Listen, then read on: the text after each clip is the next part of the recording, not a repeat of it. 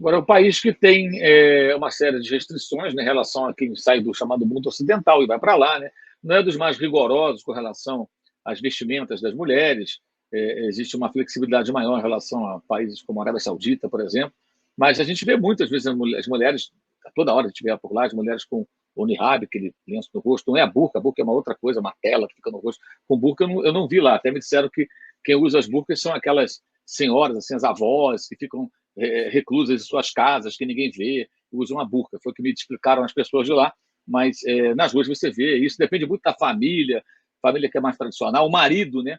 Se o marido ele é um cara mais religioso, ele encara ali o islamismo de uma certa forma, a mulher vai se vestir de acordo com aquilo que ele acha que deve ser.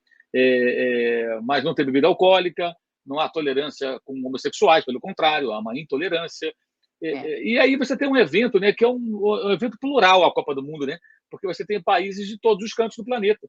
Então você tem europeu, tem sul-americano, tem norte-americano, centro-americano, tem africano, tem asiático, você tem gente da Oceania. Todo mundo se mistura na Copa do Mundo, que é realmente o grande barato da Copa do Mundo, né? E a Copa, Mônica, é uma coisa que eu queria até abordar com você. Ela mudou o seu rumo já há algum tempo, isso é muito claro, né? Tivemos a Copa na Europa pela última vez, já no distante, podemos dizer assim, 2006, na Alemanha. Uhum.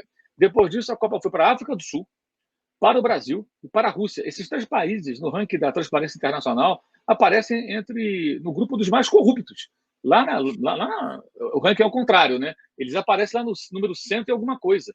E agora no Catar, que não é questão da corrupção, talvez lá, mas são outras características que fazem desse país diferente. Ou seja, esses eventos eles vão migrando para países onde você, me parece, tem menos rigor, menos fiscalização.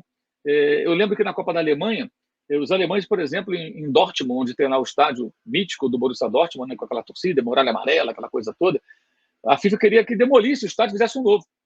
E os alemães falaram, não vamos demolir nada, a gente vai fazer uma adaptação aqui dentro daquilo que vocês pretendem.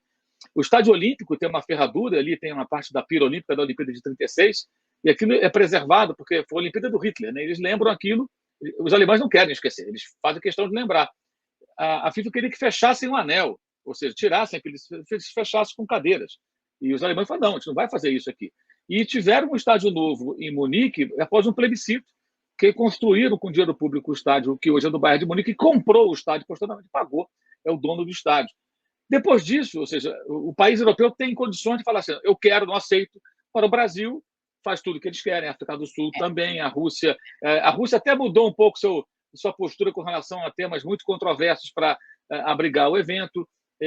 Como é que você vê essa questão? Um grande evento esportivo, né, migrando para países onde há uma possibilidade maior de influência da entidade organizadora com relação aos governos, inclusive.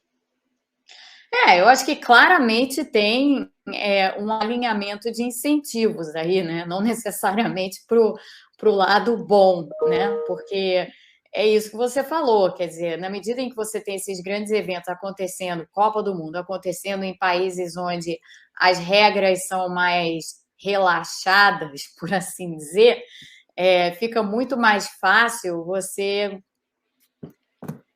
enfim, ter práticas diversas que não seriam recomendáveis, né? E isso torna esses países, de certo modo, atraentes. Então, essa é uma questão. Eu acho que tem uma outra questão importante, que é a seguinte: tem muita gente que estuda, e eu já li uma porção desses estudos, eles são super interessantes, sobre como grandes eventos, como Copa do Mundo, Olimpíadas e tal, impactam os países, porque existe essa ideia de que um país sediar um grande evento desses, isso é ótimo para o país, vai trazer uma porção vai trazer muito turista, então vai trazer muito dinheiro e pode melhorar muito a situação de países e tal. E, na verdade, isso daí não é bem como acontece. Assim, o que os estudos mostram é que, sim, em alguns casos, é verdade, grandes eventos trazem grandes mudanças para cidades, no caso de Olimpíadas, para países, no caso de eventos como a Copa do Mundo. Mas, na maioria das vezes, sediar um grande evento desses, se você não for um país já rico e já com uma infraestrutura montada e tudo mais, o ônus é enorme. E muitas vezes essa ideia de que o país vai sair ganhando porque sediou a Copa Não é verdade. Muitas vezes o que acaba acontecendo é que um país cedia, por exemplo, uma Copa do Mundo e depois fica todo pendurado tentando se reequilibrar, assim, porque no final tem muito desperdício precisamente por causa do que você falou. Quer dizer, as regras sendo mais relaxadas, o dinheiro vai correndo, né? E o dinheiro vai correndo e escorrendo.